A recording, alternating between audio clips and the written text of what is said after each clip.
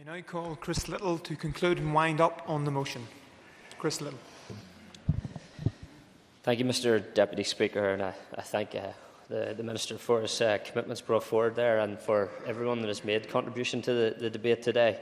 There are clear commitments in the programme for government with regards preschool provision, and these are the frameworks around which we can address concerns regarding social disadvantage and indeed the July-August birthday issue, which I give a wholehearted welcome to the news that we've had today that answers our call from the motion. It is important that local preschool places are guaranteed for child development, and the longer that it takes to resolve all of the issues in relation to this matter, the longer we are failing families across Northern Ireland in all our constituencies.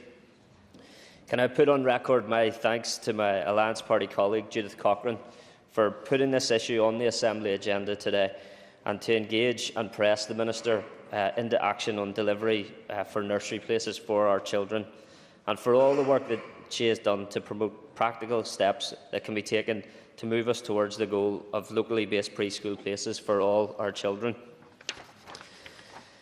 Can I move on to the contributions made by Assembly members today, starting with Mervyn Storey, the Chairperson of the Education Committee. He recognised a lot of the challenges in relation to this issue and indeed chose to take an opportunity to have a pop at us in proposing this motion today, likening us to little piggies and the DUP to big bad wolves. It looks like on this particular issue that he's been more of a sheep in wolf's clothing when it's come to holding the Minister to account on this particular issue, but we welcome his contributions nonetheless. I come to Mr Mackay, MLA. Recognise that ESA was hoped to be the legislative vehicle through which to remove some of the criteria that was causing problems, and indeed the target set for delivery of that particular legislation was 2009. So it's regrettable that that has taken so long to come forward, but again we welcome the Minister's action to move with legislation to deal with some of the issues in lieu of that. He also advocated for 100% coverage in terms of places, and we would agree with that also. Danny Kinahan, MLA, called for immediate action and acknowledged that this House has not got a reputation for such, and hopefully we'll be able to work together to bring much more quicker action on all of the outstanding items in relation to nursery provision. Conall McDevitt, MLA, rightly acknowledged that we are looking at symptoms of a wider problem here today, and that we do need to answer the confusion that reigns amongst many parents with regards to more widespread provision in this area. Brenda Hale, MLA, acknowledged that this is a Northern Ireland-wide problem, especially in rural areas, and that it's to such an extent that we are even having families considering relocating and indeed considering stopping working in order to overcome difficulties in this area. Michaela Boyle rightly acknowledged that July and August birthdays has been reported and researched as a disadvantage to many people, but cautioned against creating conflict between work and those who are currently not in employment. I agree with that as well. Jonathan Craig, MLA, called for the better use of birth rate data in order to overcome this issue, and that's certainly something that we've been calling on the Minister, and we welcome commitments from him today to look in that area also. Joanne Dobson, MLA, on behalf of the Ulster Unionist Party, represented how many parents are feeling desperately let down by the current system, and called on us to listen to those voices today, and hopefully that the Minister is indeed showing that he's starting to do that. Joanne also called for better use of data and informed area planning, which is essential to making further progress. Sean Rogers, MLA, making his first contribution to the House, and I congratulate him on his appointment to the Assembly. I wish him well in all his work for the people of South Down, whether that is on wee fit issues or walking in the mornings. You're very welcome indeed. And indeed your unique contribution that referenced the importance of high quality early years provision and the importance of recognising the hard work of all staff in preschool education. But also, yeah, happy to do so. Thanks, the member. I'll take off my disguise and not be a sheep in wolf's clothing. Can I just ask, on that point about provision and high quality provision, and we've had the Minister, unfortunately, who wasn't prepared to take any interventions today, say that he's now allocating an additional £1.4 million. Will the member agree with me that there's a serious issue that has to be addressed to get to that point of high quality provision when the Chief Inspector says, with the highest percentage of good outstanding practice remained within the statutory nursery school sector, no quality assurance, no guaranteed outcomes in relation to the money that has been announced today?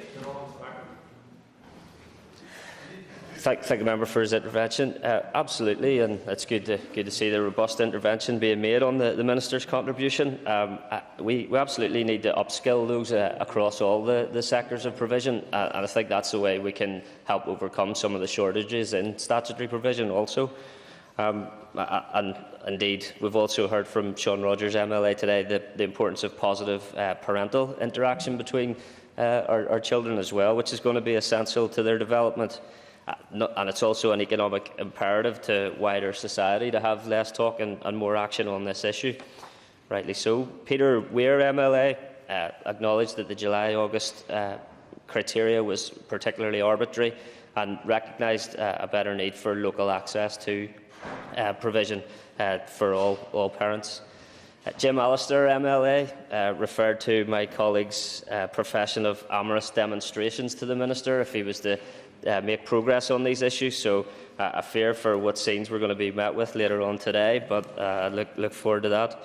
Yeah, more so than my colleague, perhaps.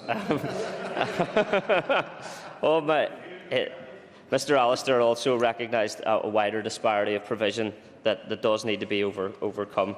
And that everyone needs to have a place and access, that we are making unrealistic expectations in terms of travel on many of our parents, in particular in rural communities.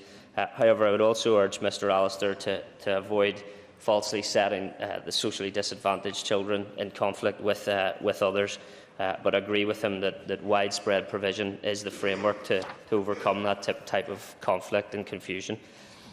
The Minister for Education today, we welcome the announcements that he's made in terms of investment and in terms of taking the action that we need to see and making the criteria more balanced for application.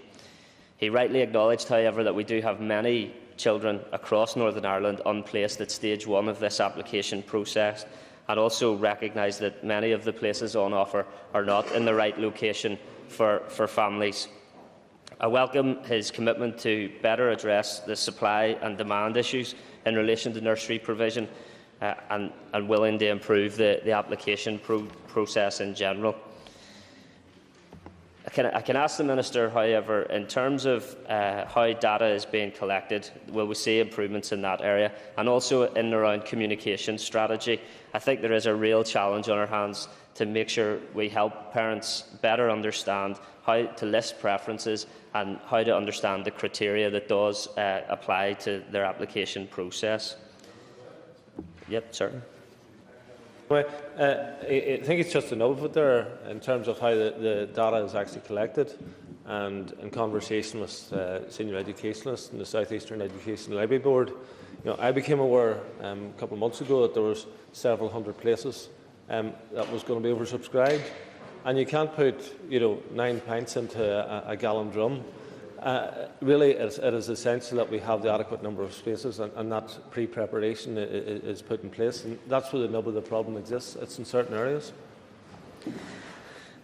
Absolutely, we really do need to see better area-based planning in action, and indeed, from the Minister, we would like to know if there is more flexibility around enrolment numbers for limited extensions outside of the development process, which is particularly important for those people who have been let down by the area planning that has oversubscription in their areas.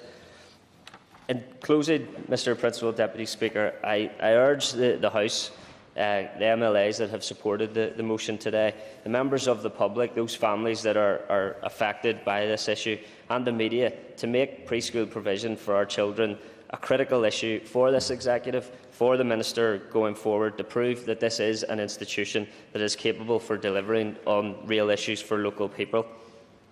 This executive, the Minister and this Assembly, I believe, would do well to realise that members of the community care more about these issues than issues, for example, such as what flag we fly on the top of this building, and they care more about whether their children are going to receive access to the education they deserve. These are the issues on which the Assembly should be working and indeed should be judged.